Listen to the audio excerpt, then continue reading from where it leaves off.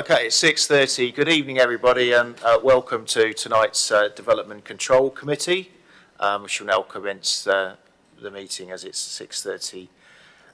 First things first, a bit of housekeeping, health and safety. Fire evacuation procedures. In the event that we have a fire alarm tonight, we have no drill scheduled. So therefore, if the fire alarm does sound, please leave the building as soon as you can through the nearest available exits, which are towards the back of the public chamber and behind me on either side. Please stick around. We will meet at the War Memorial Park for a muster because everybody's signed in. We need to make sure everybody's accounted for. This meeting is being webcast on the internet and will be available to view on YouTube after the meeting. And if I could request that everybody who's got mobile phones with them, if you could have them either switched on or set to silent, please, that would be very much appreciated as we conduct the meeting. Development Control, it's a quasi-judicial meeting, which is made up of councillors to my right here, who will be acting in an apolitical capacity tonight, making decisions based on planning law, using policies derived from our local plan, neighbourhood plans for areas of the borough where applicable, or the national planning policy framework. In terms of the order of proceedings tonight, we've only got 3 items. I would expect that we'd be wrapped up within an hour and a half with just 3 items. For each item, we'll begin with an officer introduction.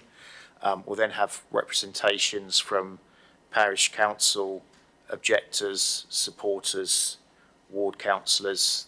There'll then be an opportunity for committee members to ask questions of officers who are seated to my left, who've got expertise in planning, and to my right is the legal officer.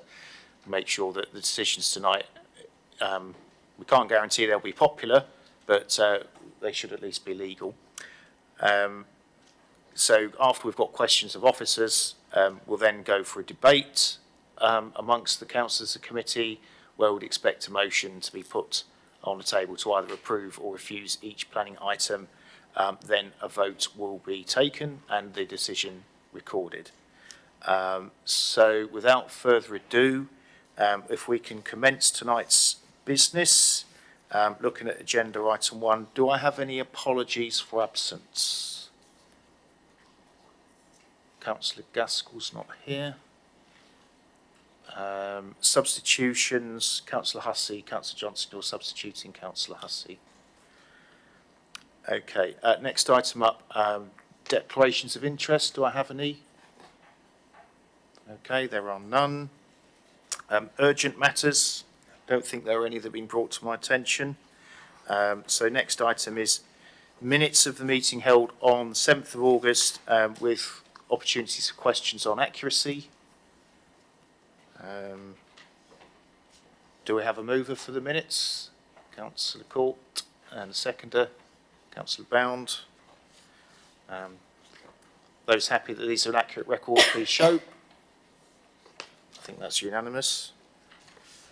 Excellent, which brings us on to main business of this evening, which is agenda item 5, applications for consideration tonight. And the first item up is, item number 1 is Overton Church of England Primary School, which has been to this committee before. So we'll have a brief officer introduction, and then as we've had representations at the previous meeting, you'll have an opportunity, if you do have any last minute questions for officers. I appreciate you've had the opportunity to ask them before the meeting, and then we'll go to debate. So if we could have a brief introduction, thank you. Thank you, Chair. This is a full application for the siting of a single-storey modular building comprising 2 nursery rooms, a teacher training room, the creation of an associated access, car parking area, hard-standing play area and canopy. As the Chair has mentioned, this application was deferred from a previous meeting of the Development Control Committee back in June of this year, where members requested the submission of an updated traffic management plan. The existing traffic management plan that covers the wider site has been updated in July 2024 to address the concerns raised by members at the previous meeting. Consultation on this document has also been carried out with Hampshire County Council Highway Authority. If I could just draw your attention to the plan that's on the visualiser here. So the main point I want to make here is there will be a new pedestrian gate to the south of the proposed new car park, and the yellow dotted line indicates a new footpath that will take pedestrians around the outside of the car park into the site and up into the school. And you've got the new vehicle access there into the existing, to the proposed car park, which is to the south of the main access point. So this will ensure separation between pedestrian and vehicular routes. The updated management plan also references appropriate signage and road markings and the potential for zebra crossing markings at the access. As I said, the Highway Authority have been consulted on the measures outlined within the updated plan, and they consider them to be satisfactory and raise no objection. Condition 15 on page 49 of the papers requires the development to be carried out in accordance with the measures outlined in this plan. And just by way of verbal update, it's proposed that the wording of that condition shall be slightly amended to include approval in consultation with the County Council Travel Plan team, and to also refer to the document, the updated version, which is dated July 2024. Turning to the update paper, the Parish Council were also consulted on this, and their comments there that they still maintain an objection. And the second paragraph there, the applicant has confirmed acceptance of the pre-commencement conditions. That is condition 6, which is the ecological enhancement plan, 7, construction method statement, and 9, means of access details. There's also a slight revision to proposed condition 4, which relates to the opening hours. That is to revise the opening hours of the nursery to 7:30 a.m, originally proposed at 8 a.m, and this is to ensure different opening times between the nursery and the school. So the application is recommended for approval by officers, subject to the conditions listed in the main report, the amended condition 4 in the update paper, and the amended condition 15, as I referred to earlier in my presentation. Thank you very much. So unless anybody has any questions on the actual updates, Councillor Jones.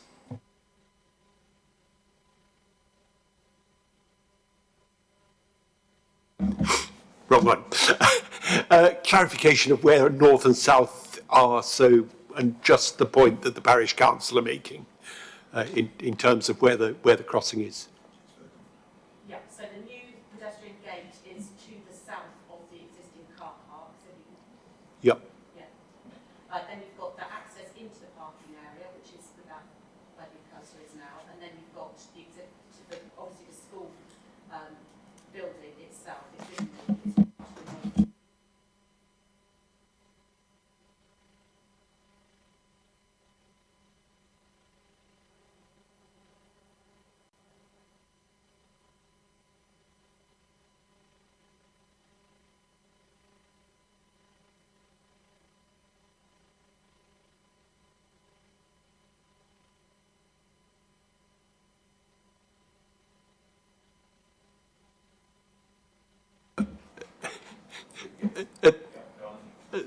That seems satisfactory.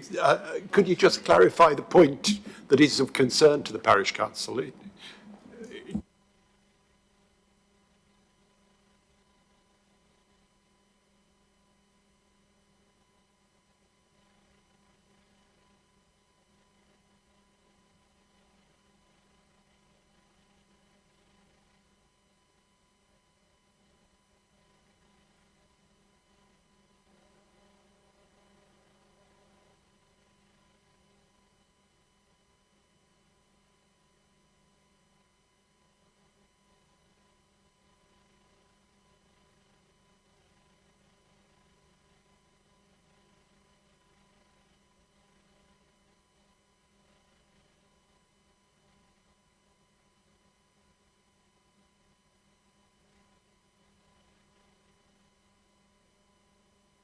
Okay, I take it there are no further questions, so if we move to debate, does anyone want to lead on debate?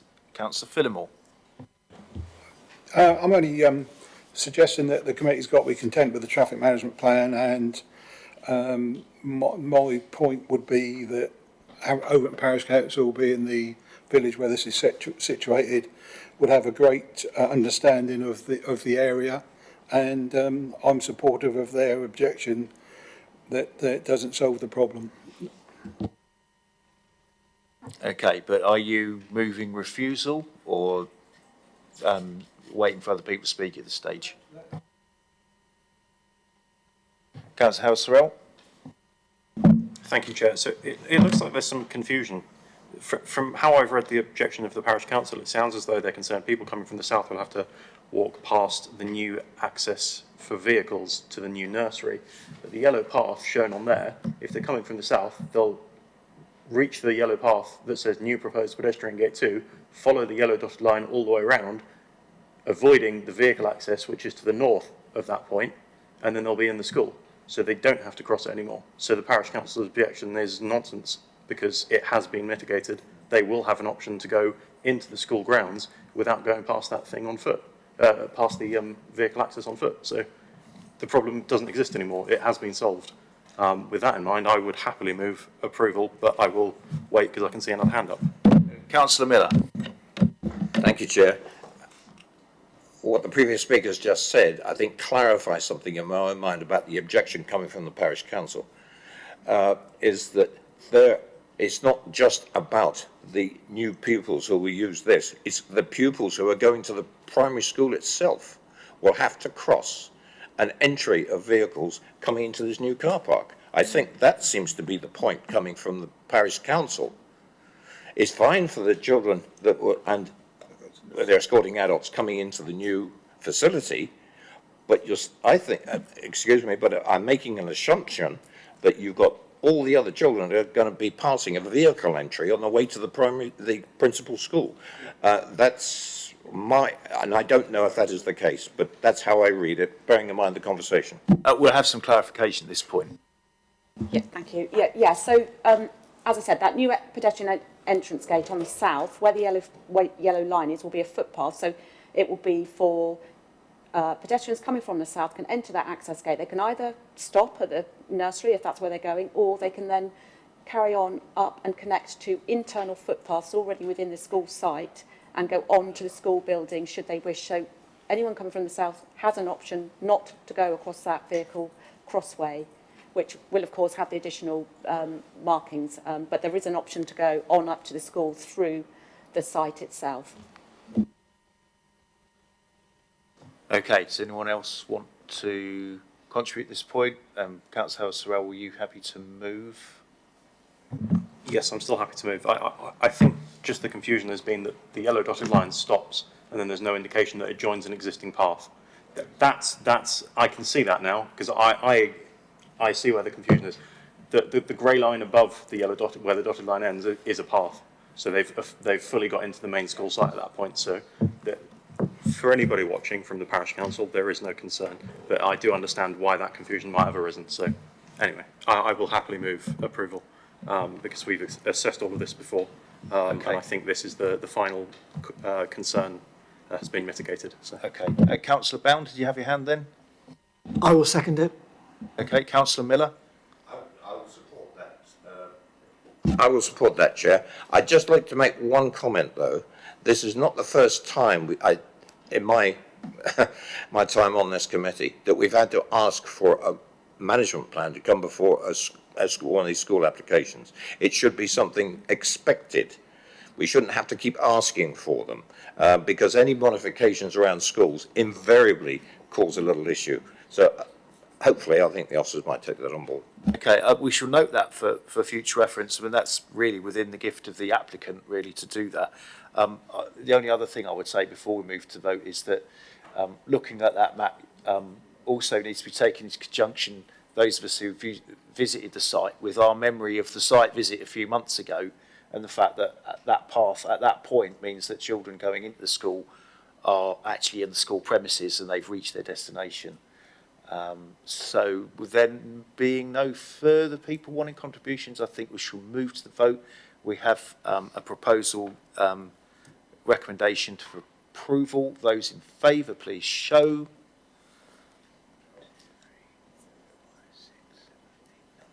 Nine. Those against, 1. Abstentions, none. Okay, if we could have the decision, please.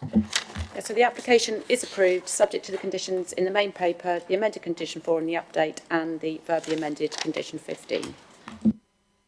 Excellent, thank you very much. So then move on to planning item number 2.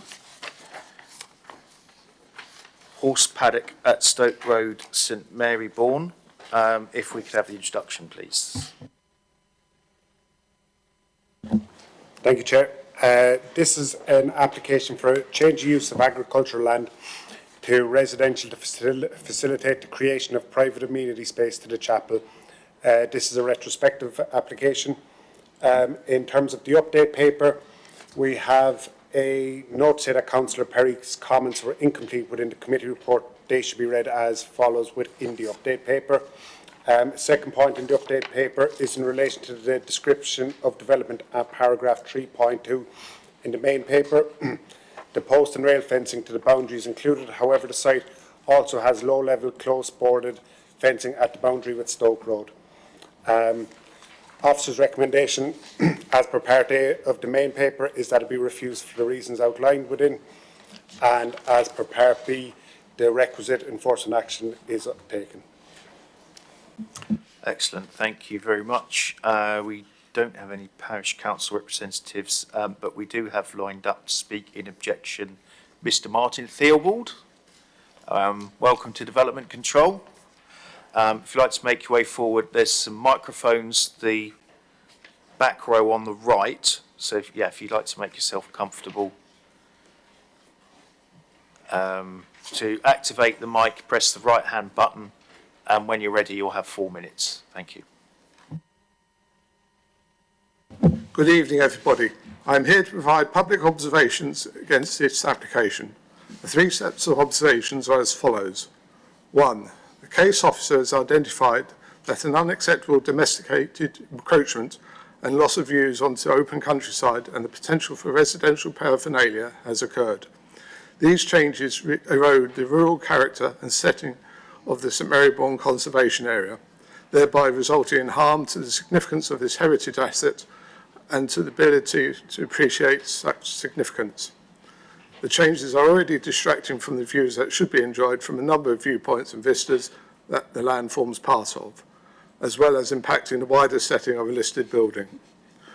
When considering the neighbourhood plan, the application conflicts with multiple clauses that form the environmental factors and design requirement policies, and the supporting text includes: development will only be supported if it can demonstrate that sightlines pertaining to attractive views and vistas are not impaired. It will also be necessary to consider how new development will appear when seen from key viewpoints. Meadows along the Bourne are an important visual feature of the valley floor and adjoining settlements, and particular care should be taken to safeguard the scenic qualities of the river valley, especially the water meadows and the Bourne itself. The water meadows for the entire length of the parish are designated as part of the Test Valley environmentally sensitive area. Protection and maintenance of the landscape is paramount to the setting of the villages and hamlets, and development should seek to safeguard open views. The principal views into and out of the settlements are shown on the landscape plan of the St Mary Bourne Village Design Statement. Full consideration should be given to safeguard the setting of the traditional architecture, especially listed buildings, and to protect the conservation area in order to maintain the character of the landscape. 2. The site is located within a countryside setting which also forms part of the North Wessex Downs National Landscape. Paragraph 182 of the National Planning Policy Framework states, great weight should be given to conserving and enhancing landscape and scenic beauty of national parks, the Broads, and areas of outstanding natural beauty, which have the highest status of protection in relation to these issues. The scale and extent of development within these designated areas should be limited. The proposal has introduced additional residential use and potential for residential paraphernalia within the countryside and North Wessex Downs national landscape. The proposal has resulted in an unacceptable domesticated encroachment into the open countryside, which harms the rural character and scenic quality of the local landscape and national landscape. This urbanising effect does not conserve or enhance the landscape and scenic beauty of the intrinsic rural character of the wider area. Contrary to the policies of the Basingstoke Dean Local Plan, the St Marybourne Parish Neighbourhood Plan and the North Wessex Downs Area of Outstanding Natural Beauty Plan. Flooding. The threat of flooding is real. Only this last year, significant parts of the paddock have been underwater for some weeks, and streams were formed in other parts of the paddock. Thank you for the consideration of the observations, and I ask that you support the recommendation of the case officer to refuse this application. Interestingly, a number of electorate have expressed disappointment that the recently elected Councillor Perry has supported this application.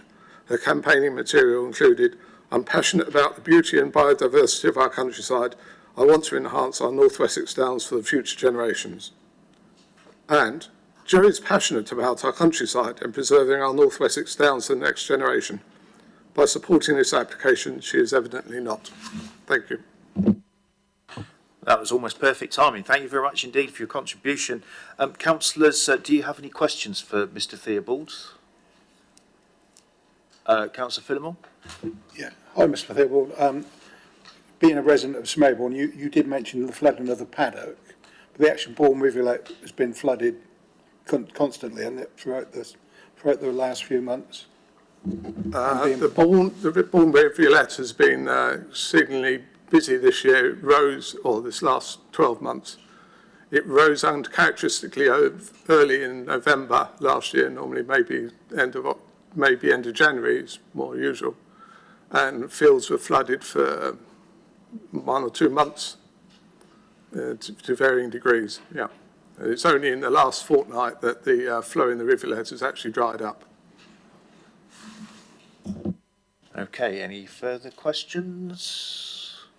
I don't see any hands raised. Thank you very much, Mr Theobald, for your contribution.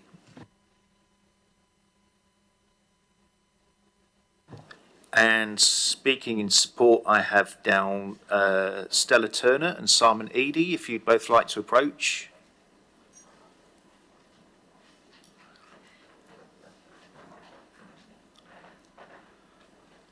Welcome to Development Control. When you're seated comfortably, you'll have 4 minutes between you, and activate the mic by pressing the right-hand button where you're seated. Thank you.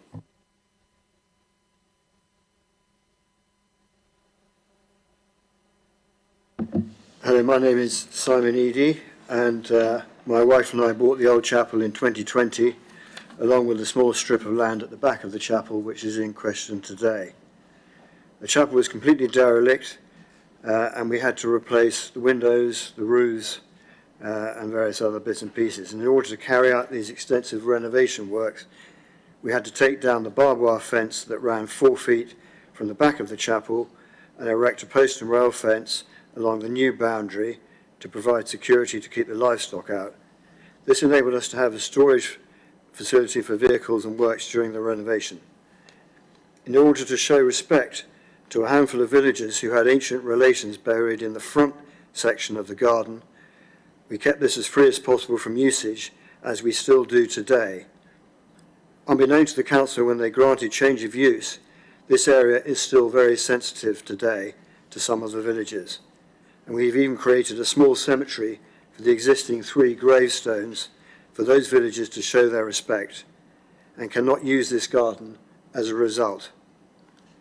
Once the works were finished, we planted a native hedge along the border and seeded the entire area with grass and wildflower meadow, and put in some hawthorn and new hedges. We have not had any garden objects, nor have we implemented any further hard standing or sheds in the field area, and are at a loss as to why we received an enforcement notice. This small naturally raised area of the field on the edge of the floodplain has not been affected by the planting of the hedges, and indeed the government recommend that we plant hedges to mitigate against flooding. This area, according to one of our neighbours, has never flooded. He's 101.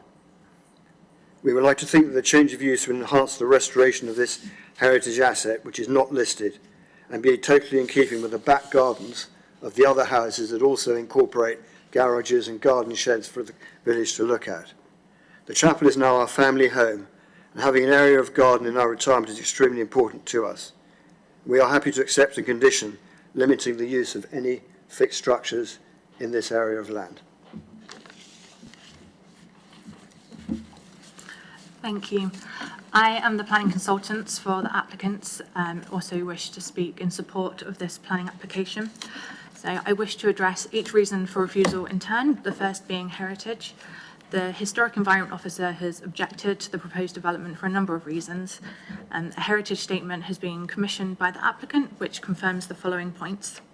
The change of use would only affect a narrow strip of land, which comprises a peripheral part of the existing field. The application site is located at the northwestern margins of the village, which has no visual connections with the main historic core. The development comprises planting of native species which are wholly compatible with the surrounding landscape and has a minimal profile within inward views. The garden would be no more visually intrusive than the surrounding garden plots within the conservation area. It also has a minimal effect on any long-range views across the paddock and would have no greater effect on the ability to perceive the wider expanse of green space or the historic context. The site would also be entirely screened within views from the east and southeast by existing built form and a property boundary. The garden has not resulted in any appreciable change to the heritage setting or to the quality of views across the meadowland to the north and northwest, and there would be no physical interruption of identified key views. The second reason for refusal is landscape. Within the committee report, the officer acknowledges that the omission of the parking features would soften the overall appearance of the development, which is welcomed. It's acknowledged that the chapel was originally approved with limited amenity space and that this was deemed appropriate at the time of approval, which was 6 years ago. The approved amenity space comprises a former graveyard with existing headstones. The area is very limited in space, and the sensitive nature of the headstones has been raised as a concern by a number of villagers over the years. I'm afraid you're out of time. If you could just wrap up. Thank you. Sure. The use of post and rail fencing also mimics the agricultural fencing in the locality, ensuring that the rural characteristics are maintained. In terms of flood risk, a flood risk assessment was submitted, which addresses the points within the officer's report and previous reasons for refusal. So I'd conclude by summarising that the proposed development allows sufficient amenity space to be created with a sensible scheme proposed. We respectfully request that the committee approve this application. Thank you. Okay, right. Councillors, do you have any questions? Councillor Miller. Thank you, Chair. What exactly were you going to put, and you may have described it, but I'd like to hear it from you again, in this space that you want to take over as amenity, as the garden? I'm just very puzzled about some of the language in the report that's before us and what you've been saying. What exactly is going to happen? You said you mentioned hedges. Anything else that isn't growing? Nothing else is going to happen to the site as it is currently now. So, to be absolutely clear, all we're talking about is vegetation, growth, so anything growing in the land, or maybe grass. All we're talking right? about is it's about 70% grass now, and there's a wildflower meadow there as well, which constitutes about 25%, and the rest is just hedging. Thank you very much.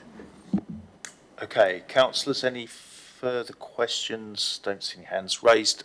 Okay, thank you both for your contribution. Thank you.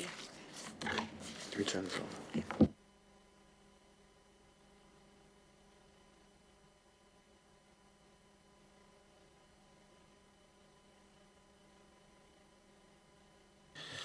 Okay, so we don't have any ward councillors listed to speak, so next thing is to throw it open for questions to officers. Councillor Miller. Thank you, Chair. I'm going to take up my question to the applicants. In the report, we're talking about sustainable development within floodplains, within the Northwest Down area, natural landscape. Excuse my slip. I was there too long. And now we have confirmation that nothing's going to happen in this space except something growing. Everything in here about sustainable development on a floodplain is all to do with building structures, because that's the problem about building on areas 3B. All we're talking about here is the planting of hedges, which improves, as he said, improves the absorption of water. There's an apocryphal story that it hasn't flooded for a very long time. Yes, it's in the flood zone, can't deny that, but it's going to be a garden. And all the references to sustainable development in this report by the officers is, you can see it's related in the MPPF to structures, but this isn't applicable in this particular case. That's just the feeling I get in the report. The question to the officers is, am I correct? In simple terms, no, from the point of view that the use is changing. So it's changing from an agricultural use to a residential use, which in terms of how it is considered would be a vulnerable use, whereas the existing use is not considered a vulnerable use in the context. Again, if you have a look through the section report on drainage, where it's referenced about the MPPF, the use is recognised as vulnerable. So the use is changing from agricultural to residential on that. Is it 308 square metres of land within a functional floodplain? So in terms of assessment and how it's assessed and how the likes of the EA assess it, no, it's considered not as simple as put. Understanding the point you're making, but they are distinctly different. Supplemental, please, Chair. Yeah, okay. Right, I accept it's residential. If anybody, if and residential, we think about houses and amenity space. There's an existing property, the chapel. It's been refurbished. We're just talking about amenity space.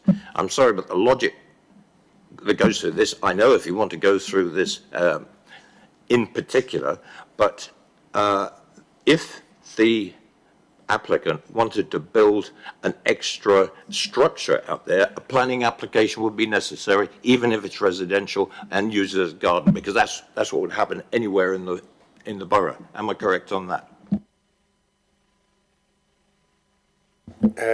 Yes, but just again, go back to the point, is the categorisation of the land use. So the change in that, it enables, or not enables, it requires the council to assess the impacts on a vulnerable use rather than a non-vulnerable use. And that's the fundamentals when, I know there's 2 or 3 pages of technical analysis on the flood risk, but when it requires the council then carry out an exception test under the requirements of the MPPF, and that's where that reason for refusal is concluded.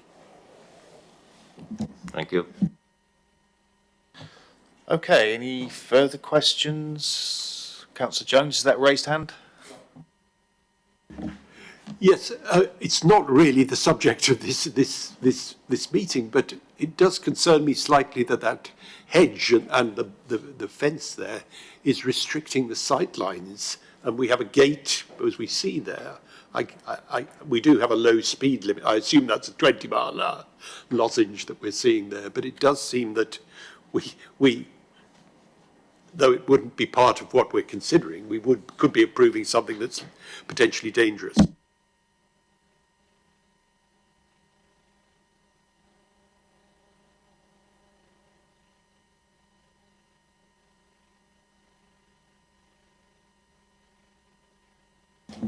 Yeah, it's not one of the recommended refusal reasons. However, as part of the proposed enforcement action, which is set out, it would be the removal of that fence as part of that process. Any further questions? Okay, we'll move on to debate. Does anyone want to lead on debate? Councillor Bound. I'll start off. I've read the report, and I do agree with Councillor Miller on the point that he's making. But for me, the important thing is that it fails on the exception test on the flooding side of things, which I think is the important issue that or one of the main issues that we are considering. Here. there's also an effect on the AONB and the rural setting in terms of the conservation area. I'm not proposing to ask for. I'm going to wait and see what other people have got to say, but that's my view at the moment. Okay, thank you very much. Anyone else? Councillor Phillimore? Having driven along this road numerous times over numerous years, I think the applicant's done a great job of reviving a redundant building. Whether that constitutes taking it further, well, change of use of the garden is another thing, but I think they've done a marvellous job. And as far as the AONB, or the National North West Extended Landscape goes, this is in the bottom of a valley, right in the bottom of a valley.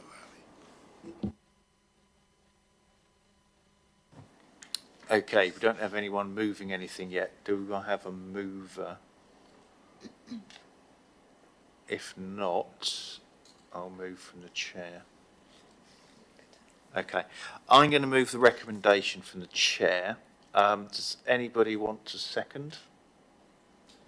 Yeah, Councillor Bound. Okay, so we have the recommendation moved and seconded. Those in favour, please show.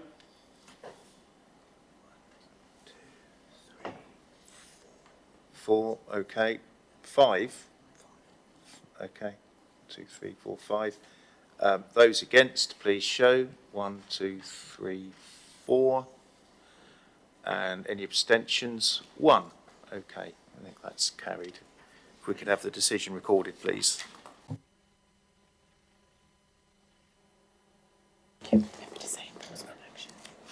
Sorry, the application is recommended for refusal for the reasons outlined in the main report. Is refused. Apologies. The application is refused for reasons outlined within the main paper, and the enforcement action as outlined under Part B is to be carried out. Okay, thank you very much. Which brings us on to planning item number 3, which is 2 Townsend in Wolverton. And Brian, you're up again if you'd like to introduce this one.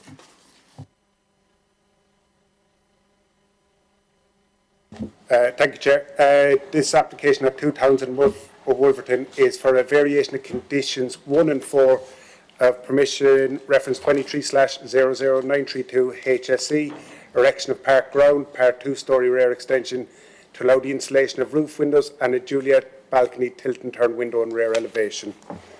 In terms of the update paper, we have one additional plan has been received, which is to show the roof space floor plan. It should be noted the loft has not been converted and is accessed by a hatch. Therefore, condition 1 on the main paper has been updated to reflect this. Therefore, officers recommend that the application be approved for the reasons outlined in the main paper. Thank you. We don't have anyone down to speak from Parish Council in support, objection or ward councillors, so I shall now throw it open to questions for officers, councillors. Councillor Miller. Thank you very much. It's more a question to officers of an explanation of exactly what this tilt and turn window is behind the Juliet balcony, because the diagram in the report is unusable to make that assessment as far as I'm concerned. I'm going back to the original Juliet balcony, which I know where it is and I've seen it about 3 times. But normally a Juliet balcony, it can go 2 ways, and I'm like the officers to advise me which way it goes. You have like a French door that opens and you can actually step onto the Juliet balcony, or you can have a window where you just lean out. Now, when you've got a tilt and turn window, could you explain whether it goes down to floor level or is it just a window? And there's a big difference, because how you access the Juliet balcony to look out, because on the continent you can actually step onto a Juliet balcony and look down the street. Can you do that with this particular application? It's unclear. No, just on that plan, which is the most recent one that was referenced in the updated paper, you see obviously it's opening inward. There's nowhere to step out. There is no platform. There is no extension out. It is flush with, as you can kind of see, hopefully at the end of that door. as has been mentioned within the report. Thank you. Yeah, sorry, cheers. Any more questions for officers? Councillor Bound. Yes, if we were to refuse this, could the applicant then do it under permitted development? In simple terms, no, not now, because they've carried out the works prior to finishing completion of that. Had they finished the works, again, it's mentioned within the report, had they finished the works, bricked it up, completed it, they could have then inputted the window. So slightly where quirks there, but that's, yeah, technically no, they couldn't now carry it out as permitted development. Could I just clarify that? So if we refuse it, they brick it all up, and then next year they decide they want to do it under permitted development?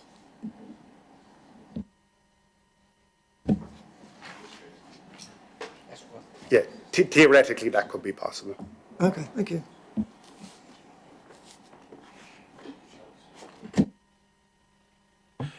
Any further questions?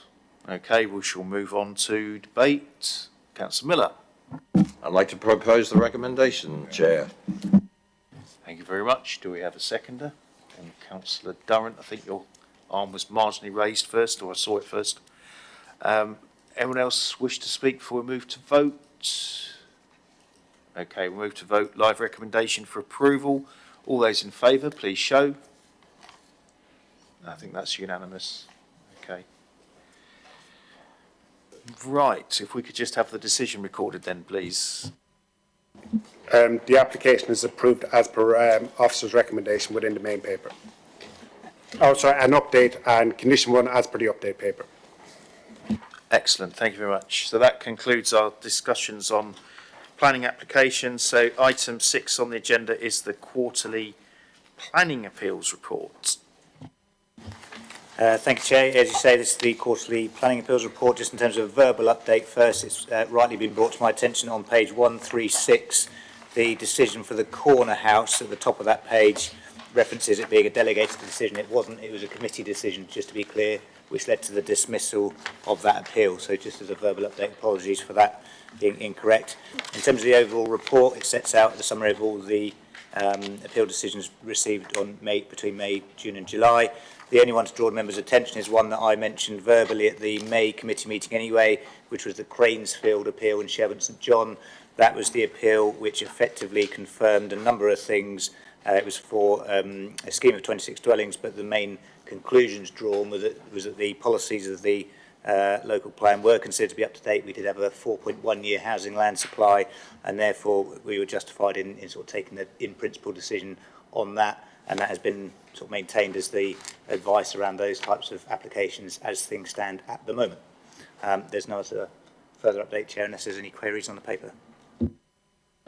Has anyone got any questions or observations? Councillor Miller.